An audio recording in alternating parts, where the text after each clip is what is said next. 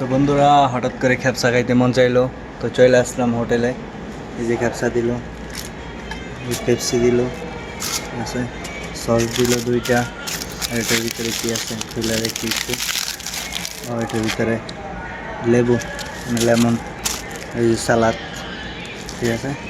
আর এটার ভিতরে দিচ্ছি, ওয়াও এক্সপেন্সিভ, ঠিক আছে। আর এটা কি দিল আমি সেটা জানি না, ঠিক আছে। আর দিল একটা পানি, ঠিক আছে। আর এই হলো বিলের কাগজ, ঠিক আছে। নিজের পকেটে টাকা দিয়ে খাইতেছে, ঠিক আছে। তো খাইতে ইচ্ছে হলো, ওইখানে কেবিন আছে, তো এইখানে চিত্র সেফটি করতে হয় নিতে পারবো, ঠিক আছে।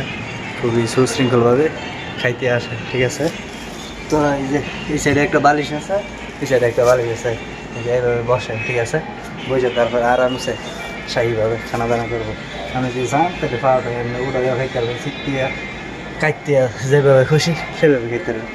তো এই যে আমি আবার দেখাই, ড্রাইভার দিতে বলে এলাম, ঠিক আছে। এই হইল অবস্থা, ঠিক আছে। কিন্তু খাইতে কিন্তু খুব সুস্বাদু, খুবই মজা। তো যারা যারা খাইছেন তারা অবশ্যই কমেন্টে জানাবেন কেমন। তো আমরা খাইয়া দেখি কেমন লাগে। সেই মজা কিন্তু, সাথে একটু সালাদ দিয়ে নেই।